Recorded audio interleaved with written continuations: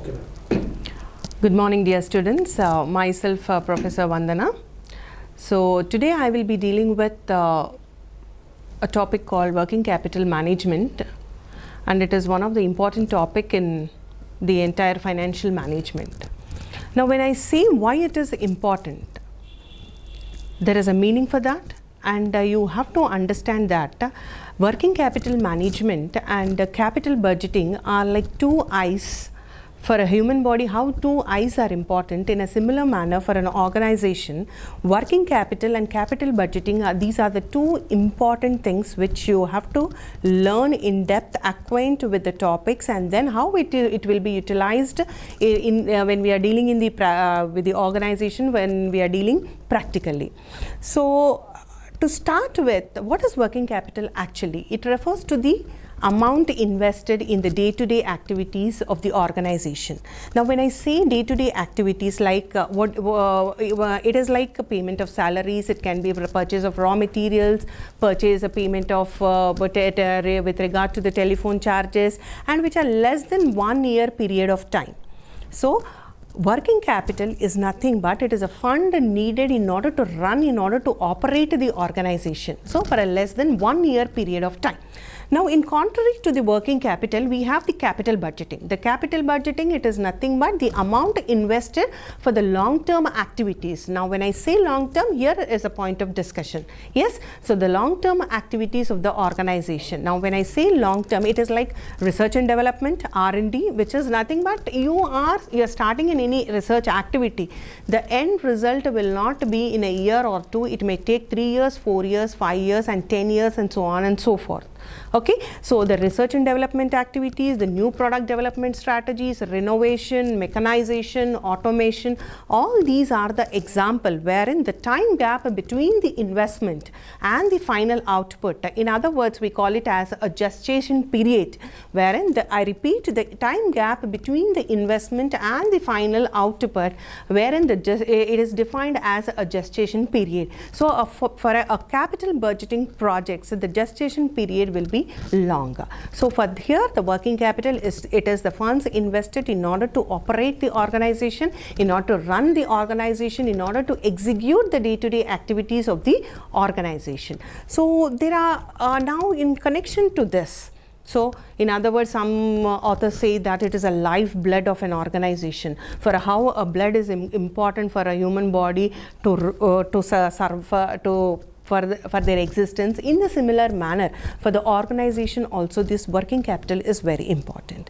And there are two important concepts associated with the working capital, that is the gross working capital and the net working capital. Now this gross working capital is also called as the circulating capital, the quantitative capital. There are two terms associated. Now, when I say circulating, by the name itself, circulating is nothing but it's a rotation. It's a continuous process. And the quantitative here, the word quantitative is nothing but it is measurable. Okay. So now, what is this concept is actually all about?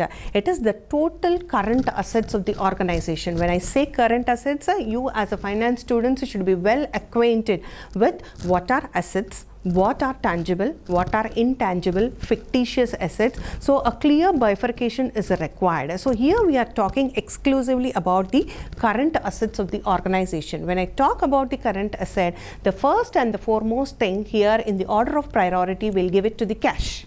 Okay, so the cash is a first important current asset, then it will come, then we will have what you call the stock, then the receivables management, so on and so forth. Okay, so how much of the amount the current assets are there, the total value of the current assets, so that is termed as a gross working capital. Like cash, marketable securities, we have accounts receivable, inventory is nothing but the stock, the prepaid expenses, all these comes under the gross working capital. Okay. Now, what does this gross working capital focuses on? The gross working capital focuses on mainly the two important concepts like optimum investment in the current assets. Now when I say the optimum investment is a maximum investment in the current assets. Now why I am talking about current asset, why optimum investment in the current assets? You may also say that fixed assets are important because the total value of the organization depends upon the fixed assets. Yes, that is on the other side of the coin. Now when we talk about this particular current assets, optimum investment because the current assets are directly proportionate to the working capital. When we see the formulas at the later stage, when we go for quantifying, when we go for solving the problems, these working capital is obtained, that is, it is a difference between the current assets and the current liabilities. When I talk about the difference between the current assets and the current liabilities, always the current assets should be more when compared to the current liabilities, that is in the ratio of 2:1. So always if current assets are 100, the current liabilities should be 50. It is like that. So you have to invest more in the current asset because it is a circulating capital. The other name just now I gave you that it is a circulating capital. So the circulation goes on. So it is a continuous phenomena which is required for the organization. Okay. So that is one important aspect. And the next one we have is the net working capital. Now, net working capital, it is qualitative in nature, that is the excess of current assets over the current liabilities, the excess of assets, that is what, if you are always, the difference between the current assets and the current liabilities, how much of excess of current assets are there? Okay, if they are more by 2%, 3% or 4%. So that is called as the net working capital. And this net working concept, we can see it is a pro forma based work. My dear students, it's a pro forma based work wherein you have to take the current assets, you have to deduct the current liabilities, you have to add the contingencies, then whatever it is the net available, it is called as the net working capital. We have a clear pro forma for this. You need not worry about how to calculate the net working capital. So it is a it is a pro forma based work. In the coming classes I will be teaching you the pro forma, and this working capital, it can be a positive or a negative. Now when it can be a positive, when it can be a negative, if the assets are more, obviously it will be a positive working capital. If the liabilities are more, that is, it comes under the negative working capital. Now the concepts, I hope the concepts are clear. Yes, working capital, the concepts of working capital, gross working capital, net working capital, and now coming to the kinds of working capital. Okay, so what are the different types, kinds or types or one and the same, it doesn't make any difference. Now coming to the kinds of working capital, we have a permanent working capital. Now when we say the permanent working capital, it is investment kept in the form of inventory of raw materials, work in progress, finished goods, and spares, book debts. All these are nothing but the amount which we are investing in the investment kept in the the permanent things. So it defined as a permanent working capital.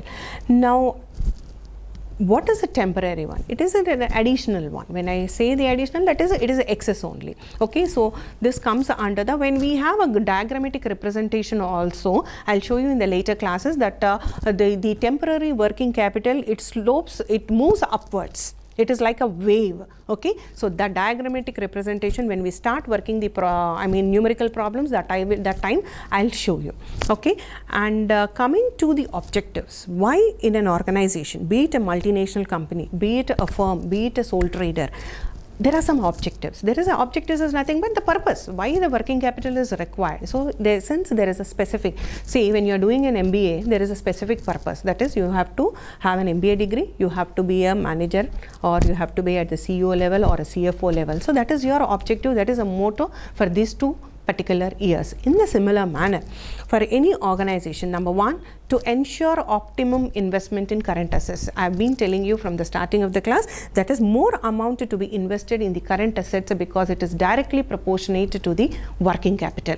That is how the current assets are high, the working capital will be obviously more in an organization.